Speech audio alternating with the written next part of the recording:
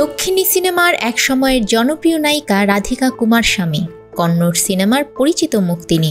তবে সিনে জীবনকে ছাপিয়ে ব্যক্তিজীবন নিয়েই বেশি আলোচিত তিনি, কারণ এই অভিনেত্রী বিয়ে করেছেন কর্ণাটকের রাজনীতিবিদ ও প্রাক্তন মুখ্যমন্ত্রী এইচ.ডি. কুমারস্বামীকে, যে কিনা রাধিকার চেয়ে বয়সে ২৭ বছরের বড় ছিলেন।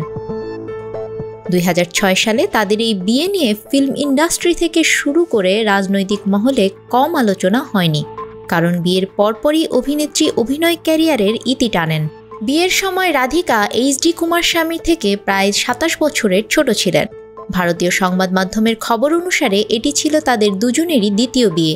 এইচ.ডি. কুমারস্বামীর প্রথম বিয়ে অনিতার সঙ্গে ১৯৮৬ সালে হয়েছিল, যেখানে রাধিকার প্রথম বিয়ে হয়েছিল ২০০০ সালে, যা বেশি দিন টেকেনি।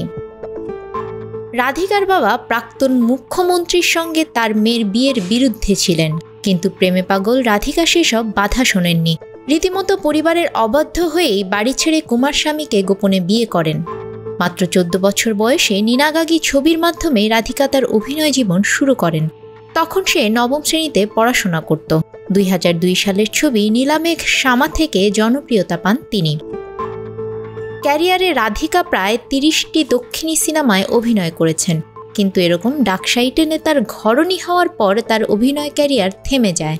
নায়িকা হিসেবে পর্দায় কাজ করা বন্ধ করে দেন। এরপর চলচ্চিত্র প্রযোজক হিসেবে অভিষেক ঘটে। নির্মাতা হিসেবে তার প্রথম ছবি ছিল লাকি। সময়ের সঙ্গে সঙ্গে দক্ষিণী সিনেমায় নিজেকে প্রযোজক হিসেবেই প্রতিষ্ঠিত করেছেন। কর্ণাটকের প্রাক্তন মুখ্যমন্ত্রীকে বিয়ে করে তিনি এখন কোটি কোটি টাকার সম্পত্তির মালিক। তার মোট সম্পদের পরিমাণ ১২৪ কোটি টাকা, যেখানে স্বামীর সম্পদ রয়েছে ৪৪ কোটি। নিউজ ডেস্ক, আমাদের সময়।